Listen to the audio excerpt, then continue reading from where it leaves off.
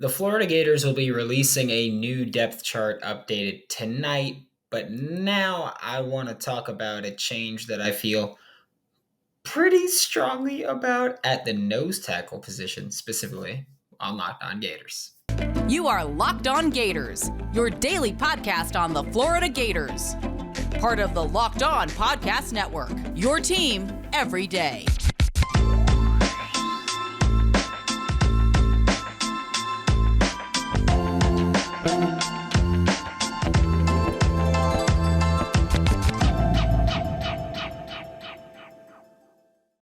Hello, and welcome back to another episode of Locked On Gators, part of the Locked On Podcast Network, your team every day. Thanks for making Locked On Gators your first listen of the day. We are available daily and free wherever you listen to podcasts. Happy Wednesday. I'm Brandon Olson. Find me on Twitter at WNS_Brandon. Written work with Whole Nine Sports and Giants Country of SI.com. I'd like to thank LinkedIn Jobs for being the official college football recruiting sponsor across the Locked On College Network. LinkedIn Jobs helps you find the candidates that you want to talk to faster. Post your job for free at linkedin.com/lockedoncollege. Terms and conditions apply. Before getting into today's content, thank you for tuning in, but also like, subscribe, comment, review, do whatever it is you want to do. It's greatly appreciated. Locked On Gators Discord's been filling up and been a lot of fun. That's in the description if you want to click on that and join in on it. If not, okay, dude, whatever, rude. But like every Wednesday, we're talking about the depth chart predictions here and or suggestions. We'll say there's some stuff, I don't know, there's certain times where it's like, well, this is what I think they should do, this is what I think will happen, things like that. This is what I think they should do. Nose tackle 2, Desmond Watson's been fine. I have no complaints about Desmond Watson right now. However, behind him is Jalen Lee. I think Chris McClellan should start at that spot over Jalen Lee. And I realize that a lot of people are going to say, well, Chris McClellan's not the nose tackle. He's a D end that's basically playing D tackle. And here's the thing. Tyreek Sapp saw more snaps than Chris McClellan this past weekend against Missouri behind Javon Dexter. And I'm fine with that. I have no issues with that. I think that Tyreek Sapp and Chris McClellan have both been playing very well whenever they've been on the field. Chris McClellan has been productive as a nose tackle, or as a defensive lineman, defensive tackle, defensive end, whatever you want to call him. Jalen Lee, who's been backing up Desmond Watson, has not been playing well this season. And yes, I understand that on the depth chart, they are listed as different spots, playing different spots. Chris McClellan does not play nose tackle. Jalen Lee does play nose tackle. But here's the thing. Almost every single snap, they've been playing the same spot. They've been lining up at the same spot. Chris McClellan lines up at that defensive tackle above the right guard often. And guess where Jalen Lee's been lining up? Same spot. They've been lining up at the same spot. Responsibilities might be a little different, but they've been lining up at the same spot. And we do know that the Florida Gators defensive line, they want every player to be a well-rounded player and to be able to do anything they need to be doing. They need to be doing in order to win games, because we know that from what Sean Spencer said before the season when he was talking about Desmond Watson. He's like, Desmond Watson's huge. He's thought of as a zero tech, a one tech, a space eater. We don't want him to do that. We want him to be more than that. We want him to do everything we asked Javon Dexter to do. And so, different positions, but same position, kind of. They just line up at a little different spot, but they have the same responsibilities. So, they line up in the same spot. One has been playing significantly better than the other one. I think that you should play the one that's been significantly better. But also, doing it this way, you don't take Tyreek Sapp off the field.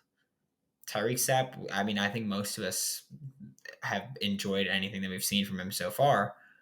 So I think that by putting Chris McClellan at nose tackle 2 over Jalen Lee, you get a little bit more juice as a pass rusher. You get probably the same production from a run stopping spot, and you get to keep Tyreek Sapp on the field. So I think that kind of gives you the best of both worlds, I guess. You get to play the better player. You get to play both Chris McClellan and Tyreek Sapp as your young guys that rotate in. And so I think that you can't really go wrong with that one, at least experimenting it. I don't think this one will happen, but it's what I think maybe should happen. So there's that with Chris McClellan over Jalen Lee. Next one is the third Jack spot. Jack is the Florida Gators rush end, we can call him if you want to. Every position has a different name for the same spot.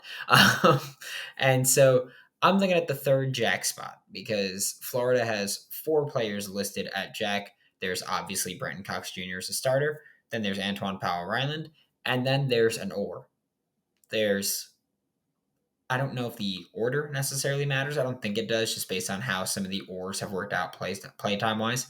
But the or is Lloyd Summerall III or David Reese.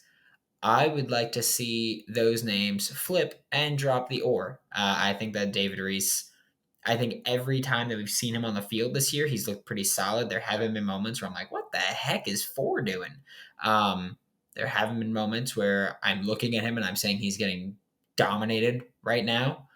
And I think he's been pretty well rounded as an edge defender. I think that one thing he hasn't really done and hasn't been asked to do is work in coverage. I think he's only done that a few snaps this season, but I mean, so has anybody that's lined up at Jack. Like we've talked about, you're going to drop a Jack and then you're going to have an off-ball linebacker come in. They haven't done that a ton. They haven't dropped Brenton Cox Jr. back much. They haven't dropped Lloyd Summerall and Power Run. They haven't dropped a ton of guys back often. So that's not something that they've asked Jack to do. I would like to see David Reese do it again at some point, but I think we can be kind of cool with how it's worked out so far. Lloyd Summerall hasn't been bad. I don't want to make it seem like I'm like, oh, Lloyd Summerall stinks. No, that's not what I'm saying at all. What I am saying is that David Reese has outplayed him in again, both very small sample sizes. I'd imagine this one comes more down to practicing or just asking the responsibilities. Maybe David Reese isn't good in coverage, and so Lloyd Summerall comes in when you want to have that option. But for now, from what I've seen, I think David Reese should be getting the nod over Lloyd Summerall III. And at star, here's my thing. There's Trevez Johnson, there's Jadarius Perkins, and there's Kamar Wilcoxon. I don't know if you need to change the order of those guys. I don't know if you need to maybe take one of those guys out or drop them down or whatever it is. What I do know is that I want to see Kamar Wilcoxon play on the field at some point, at star specifically. Primarily because, star for the Florida Gators, it's been honestly pretty rough watching either Trevez Johnson or Jadarius Perkins. Just neither of them have really stood out or stepped up or whatever you want to say. So it's like, well, I want to see Kamar Wilcoxon play. He played against Eastern Washington. That was it. And I don't think he played poorly at all. I think he played pretty well. He had one play where he should have had an interception, it went over his hand. So he didn't make a play there, obviously. But I think he's been pretty good. And then against Missouri this past weekend, Miguel Mitchell played in the star. Put Miguel Mitchell on. My point is that I think their star, we need to see somebody else play the position for a little bit and just see how they do about it. And that's what else. Maybe not Kamar Wilcoxon. Maybe Miguel Mitchell. Miguel Mitchell played very well against Eastern Washington. He barely played against Missouri, so I'm not going to say that he played well or poorly. I'm not going to say that one, but I think that there needs to be some kind of change at star. Joining me now will be Hayden Hansen, Florida Gators freshman tight end, and we're going to talk about this Missouri game leading up to the LSU game, all that fun stuff. But we got a quick word from LinkedIn, because as the sun comes out and small businesses are back in business, LinkedIn Jobs makes it easier for you to grow your team. LinkedIn Jobs helps you find the people that you want to interview faster and for free. Come on, can you do anything else there, really? With simple tools like screening questions, it makes it easy for you to focus on candidates with just the right skills and experience, so you can quickly prioritize who you'd like to focus on, who you'd like to look at, interview, and potentially hire. It's why small businesses rate LinkedIn Jobs number one, in delivering quality hires versus leading competitors. Post your job for free at linkedin.com/lockedoncollege. That's linkedin.com/lockedoncollege. Post your job for free. Terms and conditions apply. Joining me now, like he does every Wednesday, is Hayden Hansen, Florida Gators freshman tight end. And I'm going to start it off with, I think, the most pressing question that I have for you. Will the Florida Gators ever win a game by double digits? I'm just curious to see, or is it? Uh, all right, let's just go ahead and rip the Band-Aid off. I mean, yeah, we definitely have the potential to. I mean, technically, we already won by double digits, but I mean, I know you're talking SEC-wise. We definitely have the talent to, for sure. We have all the weapons on offense, all the weapons on defense. So, I mean, winning's always the first priority, but I mean, I feel like we'll get a double-digit win soon here. I get it. You guys just want to keep it exciting through the final whistle, so I'm cool with it. It's entertaining for sure. Like I haven't sat through a game and be like, wow, this is boring. So at least that. But yeah, as always, this is the question that I'm always going to ask you. What was Billy Napier's message to the Florida Gators following the win over Missouri? Yeah, so I mean, his big emphasis was the one-on-one battles. He said you're going to put the tape on, and whoever wins the most one-on-one battles wins the game. Especially in the SEC, there should be one-on-one battles stretched across the field and on every position. So I mean, the more of those battles we can win, I mean, that normally leads to a victory in most cases. So I mean, that's what our main focus on is in practice. He loves competition. We have a lot of live period, like good on good and stuff. So we keep that up throughout the week, so we're ready on Saturday.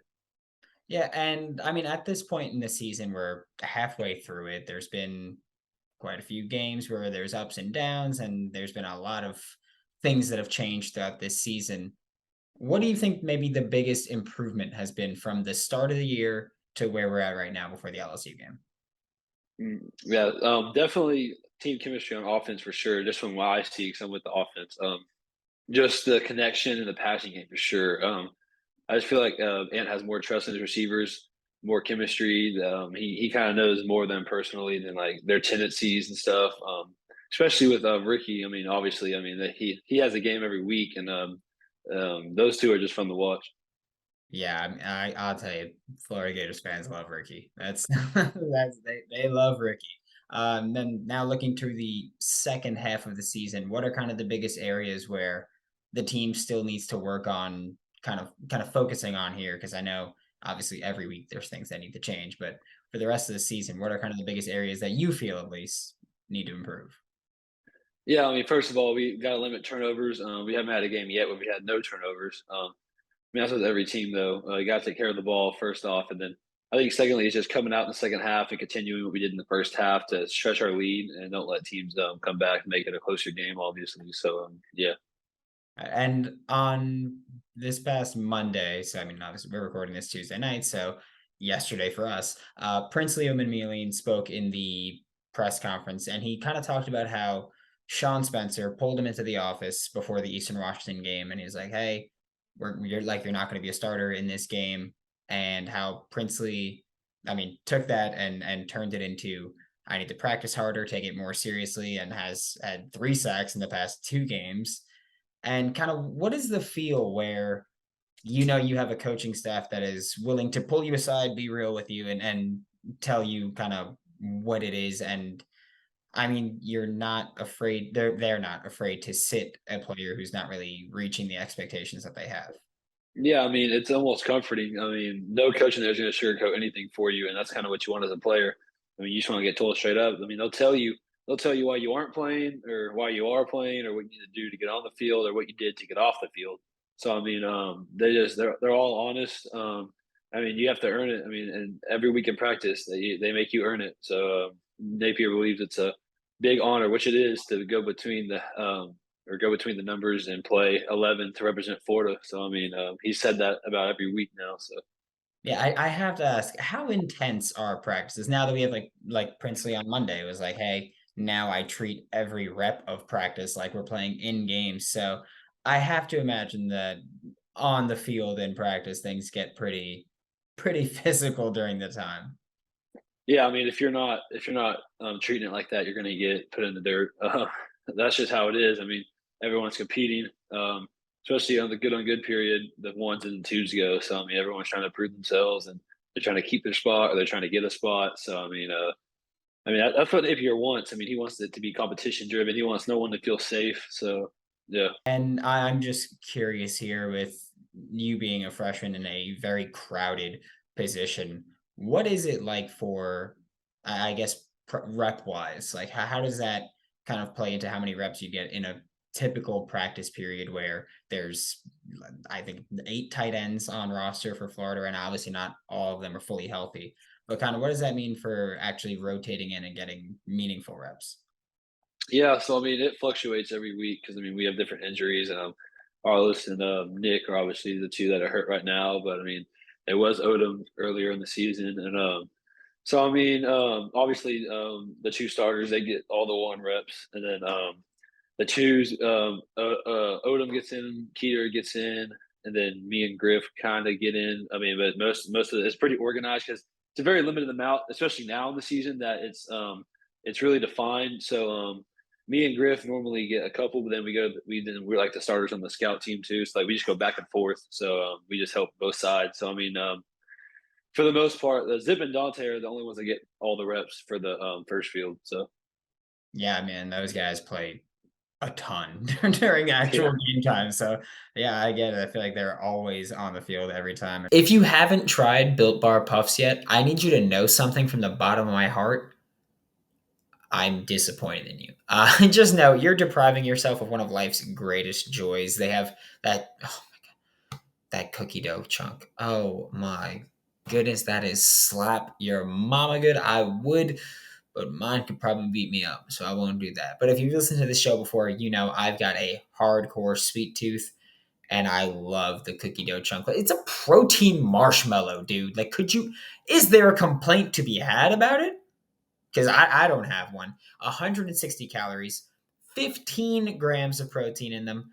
You right now, you sprint to built.com, you open another window, you open another tab, you pull out your phone, you do whatever. You go to built.com, you get a box for you and the family. Go to built.com, use promo code locked on 15 and get 15% off. That's a new code, locked on 15.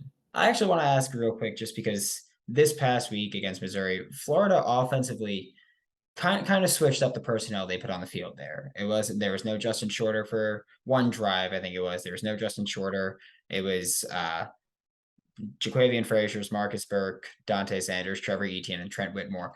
How often do you see maybe rotations like that in practice where it's kind of just like, you know what, we're going to put a completely new bunch on that haven't really played together necessarily, but we're going to put a new bunch on and just see what happens? yeah. So I mean, that's back to my other point I was making in practice. Burke and Fridges had a good week of practice. They showed progress, and especially with the twos field, and Napier rewards that. If you do good in practice, work your butt off, and show him you can do it, he'll give you a chance to do it, and that's why you saw Burke and Frazier's out there. And that has to be, I don't want to say has to be because you see me, and you've met me. I'm not a D1 athlete size at all, but how maybe reassuring is it for you as a young player where it's like, well, there's opportunity, there's routes to playing time for me, because that's something where we talk about it a lot in terms of recruiting, which obviously you went through it, that was a discussion that was had at least probably at some point of early playing potential. So how does that kind of play into it as a young player where there is a route to getting playing time? Yeah, it's inspirational. I mean, you're here in the SEC. You're a freshman, and most freshmen don't get on the field much or any at all. So I mean, yeah, you just work, and I mean, they give you stuff to work on, and you just got to prepare for next season because I mean, before you know it, it'll be next season, and then guys either stay or go. So you got to stay ready, that's the big thing too about like when you're going back and forth from fields, you get kind of like 2 playbooks, so you got to study a little extra hard to make sure you're rotating your offensive plays, not just the other opponents by accident, So And now going into this game, it's LSU. It's a game where I know I have LSU friends. I love talking trash to them. I told you beforehand, I'm going to talk trash to the LSU host on tomorrow's episode. That's what I'm going to do every time. But what has it kind of been like? 'Cause it always feels like there's something extra with the LSU game. So what has prep been like? Has it been any different? Is it just same old, same old? yeah, Napier does a really good job of keeping it the same. I mean, obviously, the SEC game, it's a rivalry. I'm sure closer to the game time, it's going to get a little more tense. But I mean, right now, he does a good job of keeping it fluid. And I know that, Billy Napier obviously was at Louisiana before, and you know that obviously because you were committed to him at Louisiana. And then the LSU job opened up, Florida job opened up, and people kind of talked about should LSU just keep him in their backyard. Is that something that the players have kind of talked about of being like, well, LSU snubbed him necessarily? I guess that's just the rumor, but is that kind of something where the players are like, okay, like we're going to give it to him for that? Yeah, but I mean, yeah, I mean, for sure, when that all happened, I mean, he was looking at, I'm sure he was looking at LSU because I mean, he was at UL and it was right down the road. And I don't really know what went down. No one really does but him. But I'm sure something happened, or I don't know. Maybe he wanted to go to Florida. But I mean, yeah, I'm sure he wants to stick it to him because I mean, I'm sure that there's rivalry, even just for him being at UL, you know. So yeah, I mean, a lot of the players probably want to have him win that game. I hope so because I'll tell you I need a big win from Florida this week because I'm tired of hearing about the shoe. I'm tired of hearing about Marco Wilson and the shoe 2 years ago. So I need a big win from the Gators. But just stepping away from football, I go through your Twitter every now and then, and I saw like that I have to ask about because you liked something from NBA 2K23. And I need to know, I'm assuming that means you play it. Are you a my career, my team, my league guy? What is it for you? Definitely my career for sure. I'll be playing with all of my friends in the park.